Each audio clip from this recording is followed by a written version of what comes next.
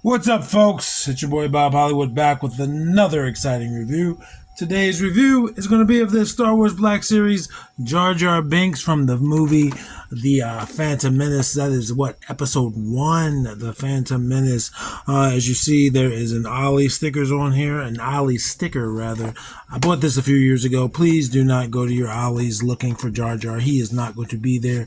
I bought this guy a few years ago, like I said, so I'm getting around to reviewing them. I had bought 2 of them. I already opened one. I like this toy well enough, but I figured, hey, I have another one in the box. Let's go ahead and review it for you guys. I just need to clear some space, and this is a good way to do that.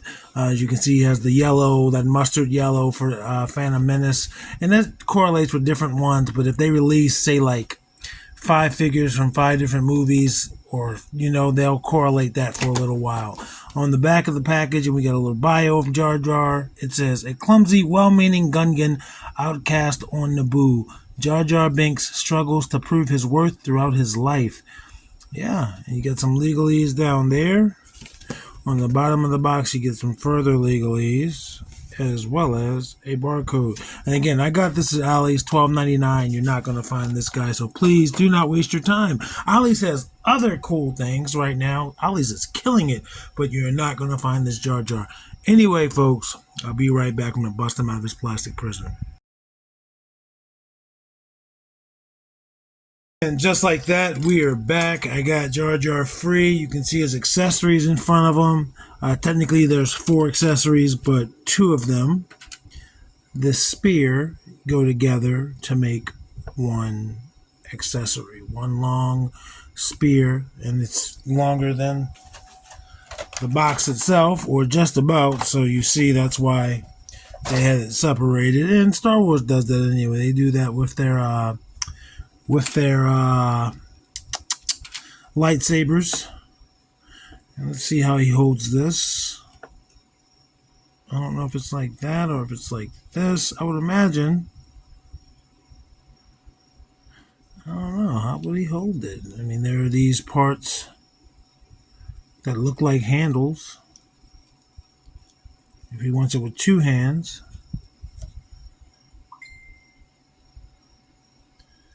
But I would have just assumed that this part here, it would have been held.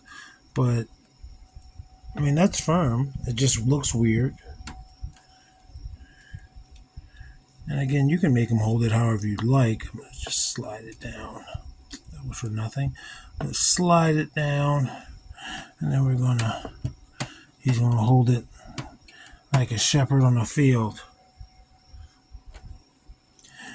And this is just like this gold colored paint, and the brown part is not gold colored paint. It's molded in this gold color, and then the brown is painted, I'm assuming. Or maybe it was molded in the brown. I'm looking in there, it's just brown around that part. I don't know. I do not have the answer. It's a solid piece, but mine's a little bit bent. It's not a problem. Nothing a little heat wouldn't fix. The next accessory is this wand. That's how I treat it. I don't remember what this was used for. I do not, and it's also a little bit bent. But yeah, I can't search in my memory to remember this little piece. But it goes in this hand. And I guess you could use it as a club, or if you use your imagination, maybe Jar Jar is a magician. I am not going to add any effects to make it seem like he shot lightning. But yeah, he could be like a wizard if you want, or you could give it to a character that's a wizard. It's up to you. It's completely up to you. It's this dark gray plastic and this purplish blue orb. Looks like a marble. It's on there. It's glued, I'm assuming. I'm assuming that would be 2 separate pieces. Just because of that being translucent. Unless all of this was translucent and then they painted that, I don't know. I don't have an answer for you. And then his third and final accessory, or fourth and final, depends, is this shield. Looks like I got a little bit of gold paint there. But yeah, this is a shield. The Gungans had these up against the attack droids, and you can hold it in one hand. And it's like an energy shield. It'll help reflect blasters, even though what if they have like super good aim and they can get it through one of these holes or take them fingers out. Or if you want to be weird, you could put it the opposite way.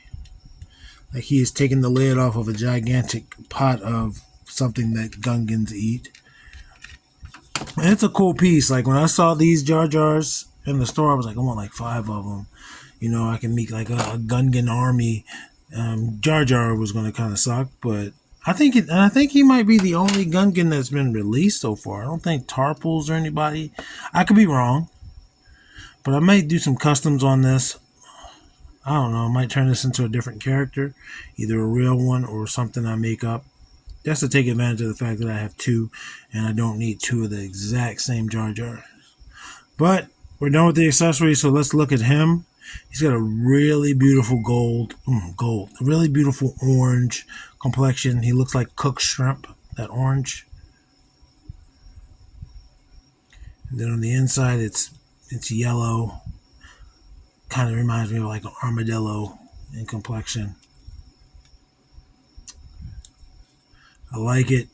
His arm does have texture. You can see these designs. It does have texture. I don't necessarily know if it's each of these little lines, but you feel his arm. It feels like skin. Down here on his feet, the same thing. His feet don't have that same dark orange to it, but the texture's still there. His head, all of that, his little fins, these don't move, unfortunately. But again, texture everywhere. Well worth $12.99. Now the original I think at the time he was probably still going for $19.99. It's debatable, but that's just me being cheap. See his eyes. You see his Sith Lord eyes. They're looking straight on. So this is possibly Guten Gargar. Jar Jar just like watching something. He's not like looking around. There's no expression on his face.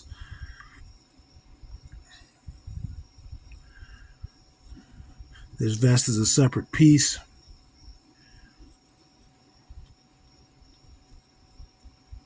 We got a little bit of paint chip there. But yeah, like the skin is the best part. Like the color, the texture, it just looks really good. His nails are painted, or he has darker nails. Same for his toes. I don't think Jar Jar's in the room painting his toes. I just think Gungans have gray paint. And it's the same color that's here, these little spikes on his ears. I'm assuming they're ears. But yeah, you see he's got the gray. The top part is a little bit more attention to it than the bottom. And then he's got the dark gray, it looks like, pants. And the top, a shirt.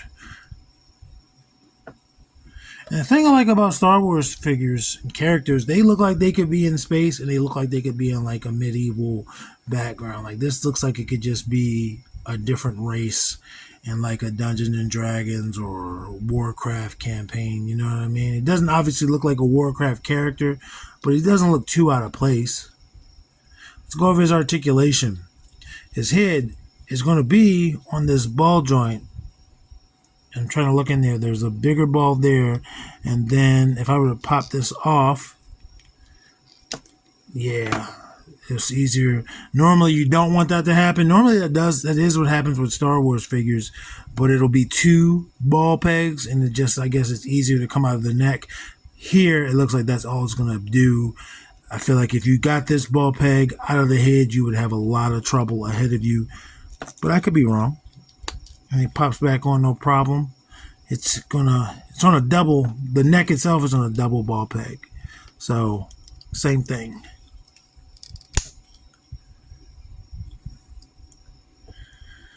So there are some figures that have neck joints. I'm thinking like the Tombstone Marvel Legends. If you want to put Jar Jar on a suit, obviously it would be a whole different body type, but you could do that possibly. I don't have that Tombstone. I keep not buying it when I've come across it, even though I want it. So yeah, his head with that, it's going to give you a lot of rotation, a lot of I can't speak. It's going to go in a lot of directions and stuff. So that's with both ball joints fully extended down. That's with the neck back, so its head can go like that. It can go up. He can do a whole lot.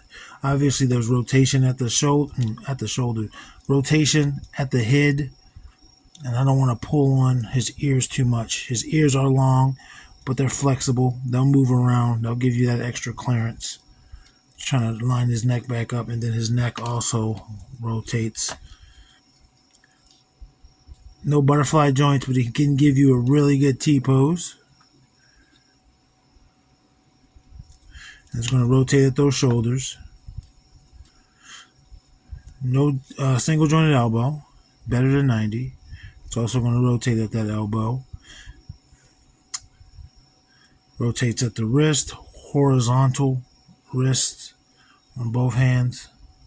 You can see they did not paint that, which is okay. Rotation at the wrist, at the waist. And that's going to allow that much forward and back, side to side. No other articulation at the torso. He's got legs that'll give him a split. Let's see if his feet allow him to balance, because he has weird shaped feet. And he does. And his foot also goes forward that far, back that far. Double jointed pinned knees. Let's see if I can get him to kick his own butt. Not quite because of his pants, but if you rotate his foot, you can do it. Or not rotate it, but tilt it. And he also has a thigh cut. I can't talk today, folks. I'm sounding like Jar Jar, particularly when he got electrocuted with the pod racer thing. The electricity that was on the pod. He's got a forward-facing pin for a rocker.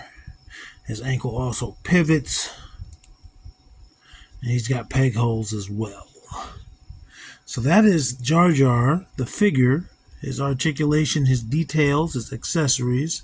And you know what's next is his height. Let's check out the boy's height. That boy is 6.5 inches. So let's compare him to the review crew. Let's bring in the Star Wars member of the review crew. And that is Lando Calrissian. And obviously this Lando existed after this Jar Jar. Yeah, Rogue One. Not Rogue One. Solo takes place before Episode 1, I believe. I could be wrong. I don't feel like doing the math in my head. And there he is with also Lucio. And yeah, he's taller than both of them.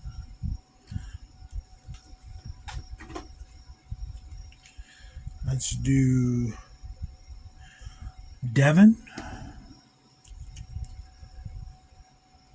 and Killmonger. And he is taller than both of them. Jar Jar was tall in the films. Like, he was taller than, I believe he was taller than Qui-Gon and Obi-Wan. There's John Jones. And there's Zedmore. Taller than them both, even though these two are closer, just like also Killmonger was closer in height. And let's bring in some folks that should be taller than him, or about the same height, actually. There is Vixen, and there is Andra. And it's a mixed bag. He's taller than them, but they're all about the same height, roughly.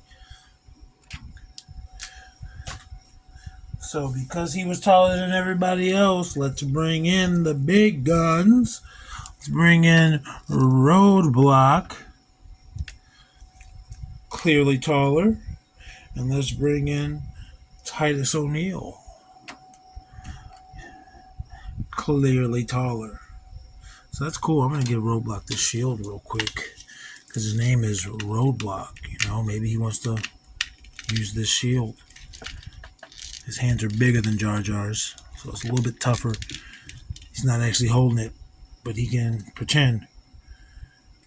I hope Classified goes back to like sci-fi designs. Alright, folks, anyway, that's it. That's this Jar Jar. It's beautiful. If you don't have him, you should seek him out. Not at Ollie's. He's not at Ollie's anymore. But, you know, if you find him in a collectible store or online, if you hunt him out on eBay or something, I think he's a decent figure. I really do. I think most of the Star Wars Black Series figures are good. It's just that they're shorter than like Marvel Legends and stuff by a noticeable amount, but he's good. He's good. Action figures speak louder than words.